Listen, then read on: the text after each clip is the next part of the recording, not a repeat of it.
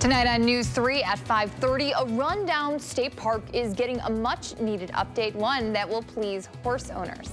Plus, people swap their cars for a little extra exercise this morning. Highlights from this year's Ride the Drive. And can the president pardon himself when it comes to the Russia probe? Experts weigh in. This is News 3 at 5:30.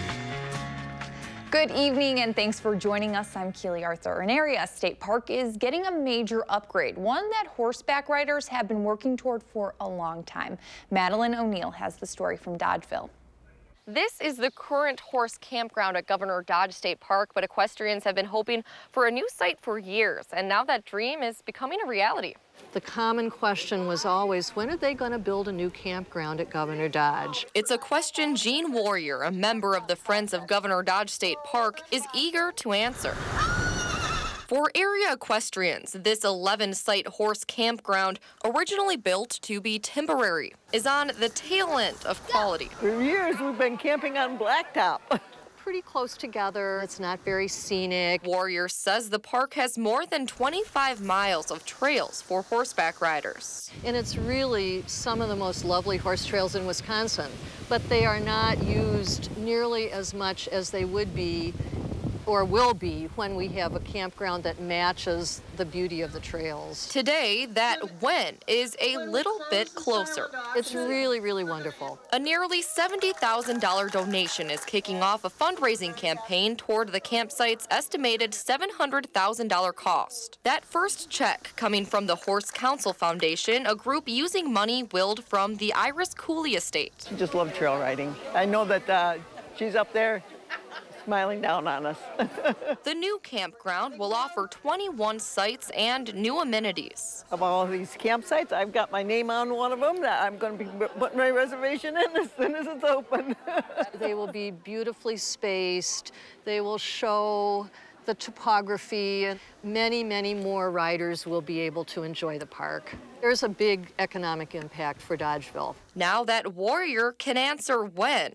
Suddenly, we can say, well, maybe in 2 years. She's set her sights on the trail ahead. Finally, this dream is going to happen. The new campground is set to be built in 2020. Reporting in Dodgeville, I'm Madison O'Neill for WISC News 3. The timeline of the project depends on fundraising efforts. For more information on the campground, you can visit the website on your screen.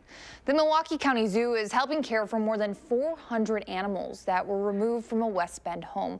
West Bend police say more than 250 mice, 160 snakes, several frogs and geckos were removed Friday. The discovery was made as they investigated a sexual assault. Several of the animals were found in poor health, and dead snakes and mice were removed. A 42-year-old man faces several criminal charges and civil code violations. People convicted of low-level offenses in Wisconsin are getting a chance to clear their record. Volunteer attorneys with the free expungement clinic at the Urban League of Greater Madison are helping people determine if past offenses can be removed from public databases. Penalties like minor drug possession and forgery can cause problems for people looking for jobs and housing. Well, turning to weather now, we're seeing a windy start to the night. Here is Lori Mercurio with your first alert forecast. Hi, Lori. Hi. Yeah, quite blustery today and very much on the cool side with the clouds around, but a big improvement here as quickly as tomorrow. Let's take a look back at the day, though. We had a trough of low pressure bring those clouds and breezy and cool conditions. The visible cloud track showing those clouds tracking through southern Wisconsin, and they'll be moving out this evening with skies turning clear. Temperatures, though, are very much on the cool side. A couple spots in the lower 70s, Prairie du Chien, Boscobel, and Janesville. The rest of us, though, are in the 60s at 63 in the Dells, at 66 in Monroe, and 65 in Watertown. Still a rather strong west to northwest wind at about 15 to 20 miles an hour in many locations, but the wind will diminish rather quickly with the setting sun. Here you can see that trend here over the next couple of hours, winds diminishing to about 10 to 15 miles an hour. Temperatures overnight will be dropping into the lower 50s, and the week starts with abundant sunshine. 57 degrees at 7 a.m. tomorrow, 71 at noontime. time. The high 77 tomorrow. We have milder weather in the forecast when we'll see those highs back in the 80s coming up in a few minutes. Thanks, Lori. San Diego police say an officer accidentally shot himself in the leg while pursuing a hit-and-run suspect who pointed a gun at police. The San Diego police chief says officers fired at the woman but missed her after she opened a weapon. She was arrested in a parking facility in the city's downtown area near the finish line of the annual marathon. Police say the woman threw the gun off the parking garage. They are now trying to determine whether it was an airsoft gun. No word on how the injured officer is doing tonight. Today marks 1 year since a deadly terror attack on London Bridge. British Prime Minister Theresa May laid flowers beside the bridge this morning as part of a memorial service. 8 people died and almost 50 others were hurt when militants drove a van into people walking across. The Islamic State group said its members were behind the attack. The 3 attacks were shot and killed by police. 3 women are behind a new class action lawsuit filed against former movie producer Harvey Weinstein. The lawsuit includes a new allegation of rape. A woman says Weinstein raped her as she was pitching a marketing idea in his hotel room 7 years ago. Another woman says he touched her without consent after meeting in France in the 90s. The third woman says that Weinstein touched her inappropriately in 2000. Now, these women are not part of the current criminal proceedings against Weinstein. Officers with the New York Police Department say the incidents were past the statute of limitations. President Trump's legal team believes he has the power to pardon himself of any potential charges he could face over Russian meddling. However, his lawyers say that's not going to happen because it won't be necessary. CBS's Meg Oliver reports from New York. President Trump's lawyers are asserting broad constitutional powers in their effort to avoid a subpoena from special counsel Robert Mueller. On Sunday, Rudy Giuliani was asked if the president has the authority to pardon himself. He probably does. I mean, he has no intention of pardoning himself, but he probably does. It doesn't say he can't. The possibility of a self-pardon was raised in a memo Mr. Trump's attorney sent Mueller in January. It was published on Saturday by the New York Times. Giuliani, who was not involved in drafting the document, said the idea was a non-starter. The President of the United States pardoning himself would just be unthinkable, and it would lead to probably an immediate impeachment. That sentiment was echoed by both allies and critics of the president. The president has never said he'd pardon himself. I don't know where the president would go forward pardoning himself, but I don't think a president should pardon themselves. The president decided that he was going to pardon himself. I think that's almost self-executing impeachment. Giuliani said the president's team would fight any attempt to compel Mr. Trump to testify before a grand jury, despite Mr. Trump's desire to tell his side of the story. Meg Oliver, CBS News. Giuliani said the president has yet to decide if he'll voluntarily sit for an interview with Mueller's team. Now, Trump will host a dinner soon recognizing the holy month of Ramadan. Politico magazine reports it will be held on Wednesday. During the month of Ramadan, Muslims do not eat or drink from sunrise to sunset. Hosting the dinner is a return to a White House tradition. President Bill Clinton first hosted this dinner, with others like President Obama doing the same. However, the event was not held last year.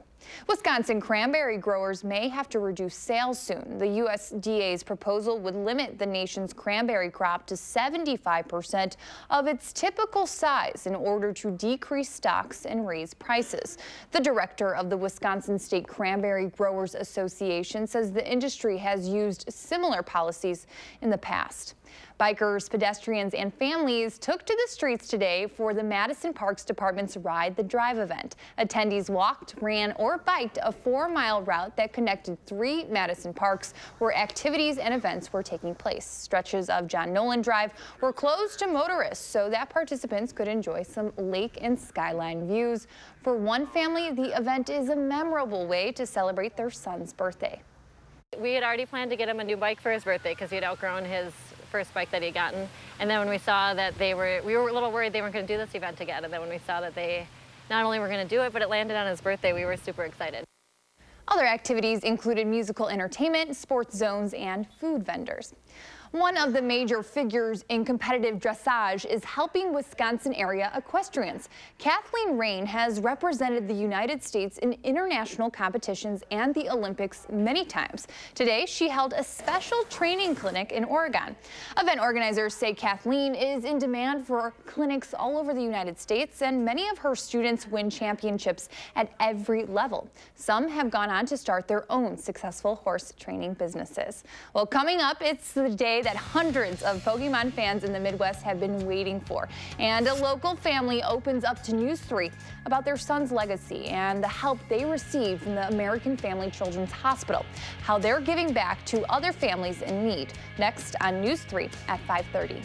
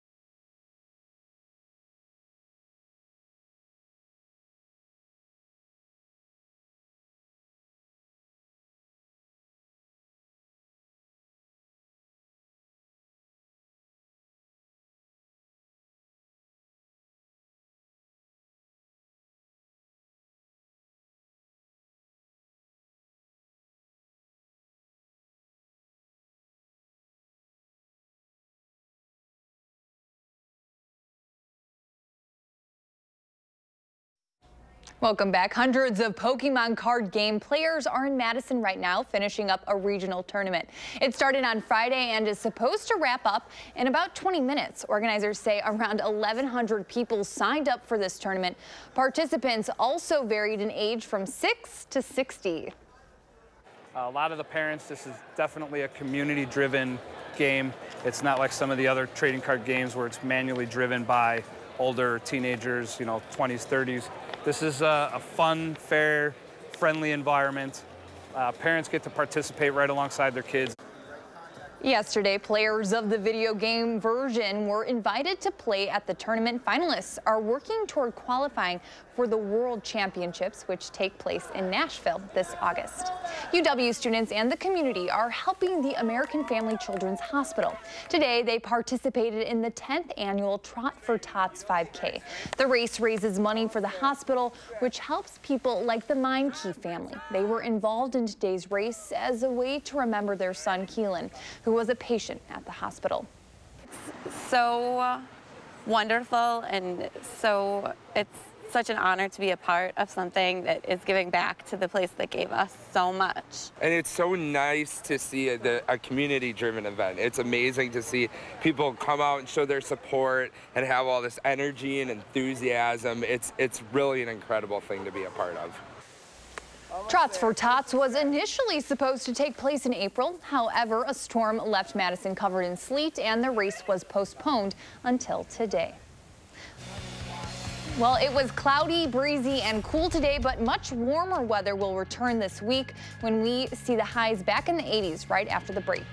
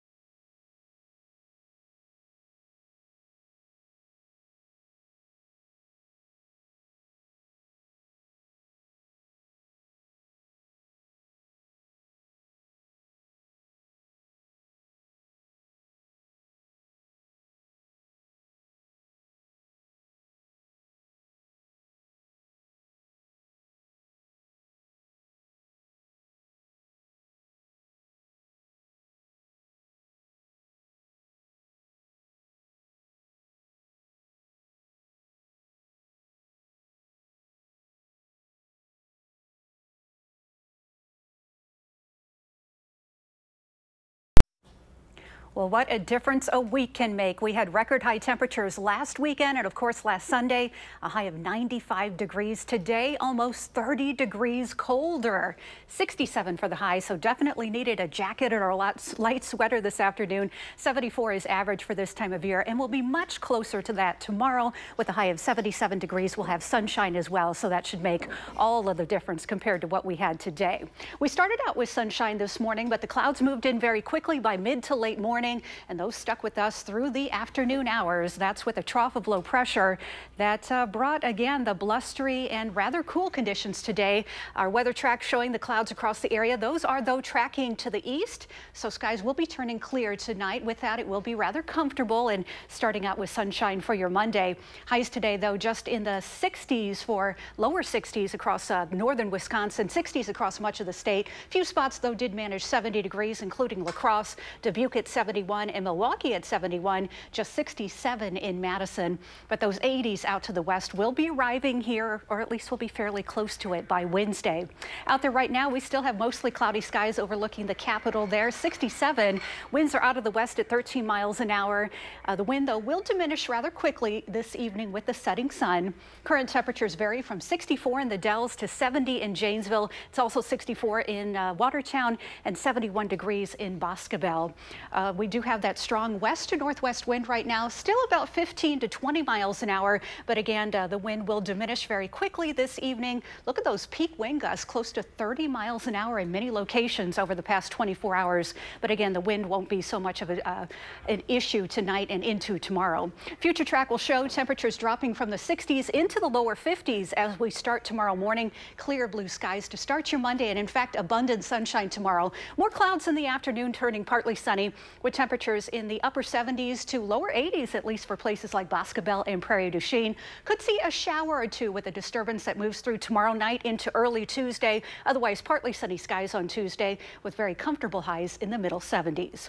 For tonight, though, turning clear, a bit cooler, but a nice night to leave the windows open. 52 for the overnight low, with winds diminishing out of the west to northwest at 5 to 10 miles an hour. Tomorrow we'll have mostly sunny skies, a great start to the week. 77 for the high, with a west to northwest wind at 8 to 15 miles an hour. Quite pleasant for Tuesday as well. Partly sunny skies. Could see a shower very early on, but I think it will be a mainly dry day. 75 for the high, with a north to northeast wind at 5 to 10 miles an hour. Even warmer as we head toward Wednesday. Partly sunny skies, a high of 79 degrees. 83 and more humid on Thursday. Thursday will be the best shot at scattered showers and storms this week. Otherwise, highs will be around 80 degrees for Friday, Saturday, and Sunday. Could see some showers and storms later Saturday into Saturday night. Otherwise, dry by Sunday and Monday. And look what happens Tuesday and Wednesday following that week. Heat and humidity returns with highs close to 90 degrees. It's been so all over the place, but tomorrow looks like kind of the perfect day, in my opinion. Yeah, it'll be nice. All right, thanks so much, Lori. Well, coming up, the Brewers trying to win their 7th series in a row. Highlights next in sports. Stay with us.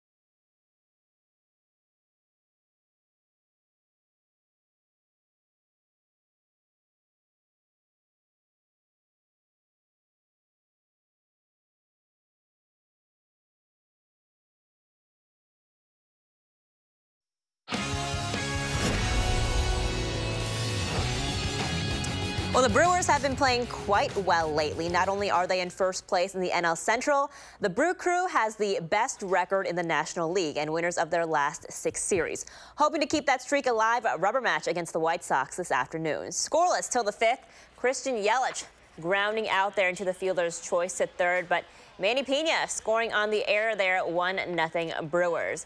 But the White Sox would tie it up and more. Daniel Palka with the 2-run home run off of Matt Albers here. White Sox would take the 3-1 lead, and they'd score a whole lot more after that. Adam Engel would have a solo homer here. Brewers losing their first series since the first week of May, so it's been quite a while. 6-1, the final score.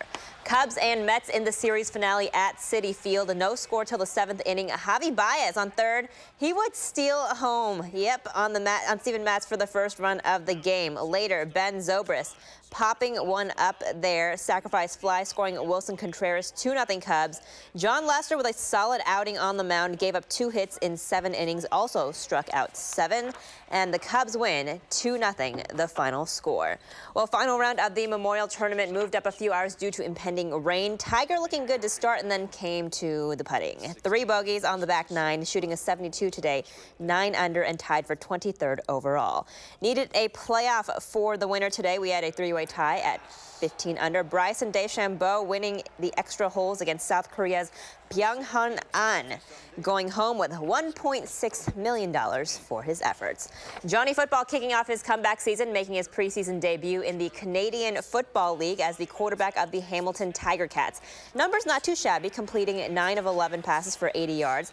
Unfortunately, 0 touchdowns. The Tiger Cats lost to the Toronto Argonauts 36-18. And after what was an eventful Game 1, Game 2 of the NBA Finals back tonight at Oracle Arena in Oakland, California. Warriors taking Game 1 in overtime despite LeBron James contributing 51 points just on his own.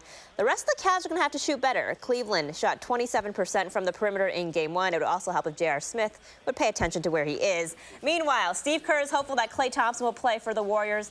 The margin of error in this series, very tiny, very minuscule. You get the picture. Tip-off at 7 p.m. And finally tonight, we are 12 days away from the start of the FIFA World Cup, which will be in Russia, and the trophy unveiled in the Red Square in Moscow today. Now, if you're looking for Team USA in the schedule, well, you won't. That's because the U.S. men's national team did not qualify for the World Cup. It's the first time they'll miss the tournament since 1986. So you're going to have to find someone else to cheer for if you do watch the World Cup this year. It really has been a long time since they haven't qualified, and they had kind of a drought at that point, too, so we're hoping that this will just be a 4-year drought and they'll make it to the next one. I know, a lot of people were very really upset. Sad. No, Yeah. it is really upsetting. Do you have a country that you're going to root for? I might root for Germany, South Korea, something like that. We'll see how it goes. I'll follow your lead on that one. Okay. Thanks so much, Melissa. We'll be right back.